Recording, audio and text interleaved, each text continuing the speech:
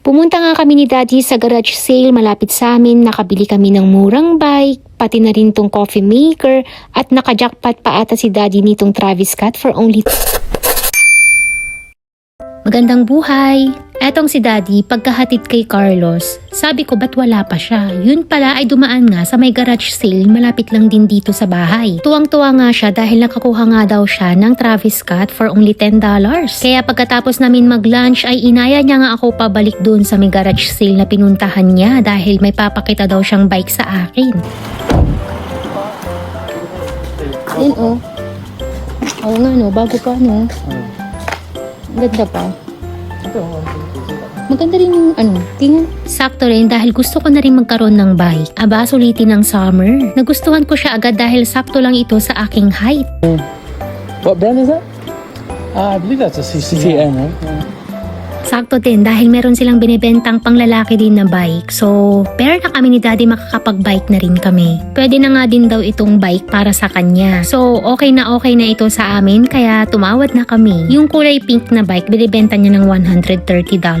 Tapos yung kay Daddy ay $110. Pero tumatawad na kami na $50 na lang.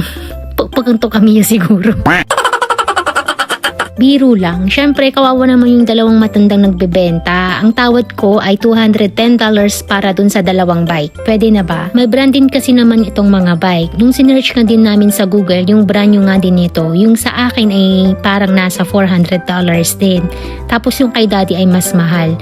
So, parang feeling ko okay na rin yung price ng pinangbili namin. At meron pa nga akong nakitang coffee maker. Kahit meron na akong coffee maker sa bahay, eto kasi natutuwa ako, parang bago pa for only $10. Ang mura talaga. Eto pang isa na duvet cover na queen size, brand new pa yan. Binibenta niya ng $7. O diba, napakamura. This is new? New, that's a duvet, yeah. Daddy, oh. Eto din, oh, bago pa. $10 lang ang benta niya dito na pwedeng gawing bracelet, hikaw, at kung ano-ano pang ang mga kakikayan. Binili ko na rin to dahil ibibigay ko na lang din sa aking pamangkin na babae. Pen. Oo, tingnan mo, may mga letters pa dito. Meron pa dito sa... Ayun, this one, oh. Yeah. Hindi pa siya nagagamit. Cute. Cute. That's so cute. Tapos, may nakita pa nga si Daddy na Nirvana magazine at $2 lang nila ibinibenta. Di-display ko yan. Tatago mo? Tago ko yan, guys. Mahal yan. Saka ito. $6. Ayun, comics. Di ba? Mura to. Kunin ko yan. Tapos, ito siguro. Ayan.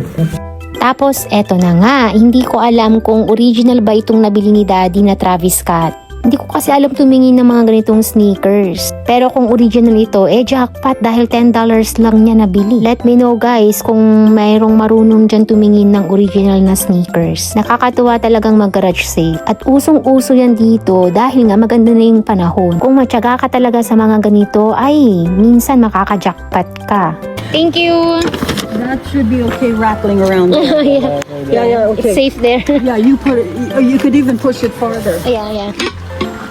Inuwi na nga namin ni Daddy itong bike at baka mabili pa ng iba. At sa weekend ay mag-garage sale ulit kami. At kinabukasan na naman, nag-garage sale ulit kami. Titignan namin kung makakaswerte. Ang ligo-ligo, garage sale na naman.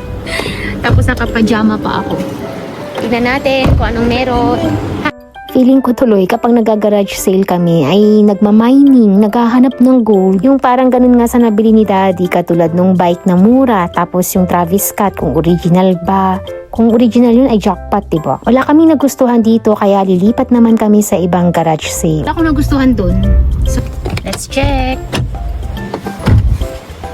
Eto namang sunod na pinuntahan namin ay move out sale nila. Nag-ikot-ikot kung merong magugustuhan pero wala kaming natipuhan ni Daddy kaya umuwi na lang din kami. Ang pag-garage sale ngayong summer ay talagang nakakawili. Hindi sukatan ng kakayahan o estado sa buhay ang pagbili ng pre-love items. Sa katunayan, practical itong paraan para makatipid. Makakahanap ka pa ng magagandang bagay at maayos pa. Marami sa mga matagumpay at practical nga na tao ang mahilig din mag-thrift store o kaya yung ganito mag-garage sale dahil alam nila ang halaga ng pera. Minsan pa nga ang pinakamagandang deals or ang hidden gems ay makikita mo sa mga pre-love items o dito nga sa mga garage sale. Nakakatuwa kayang gawin nito, nakatulong ka pa para mabawasan ang mga waste. Hindi lahat ng magaganda ay mahal at hindi lahat ng second hand ay pangalawa lang ang halaga. Ay, malalim yun ah.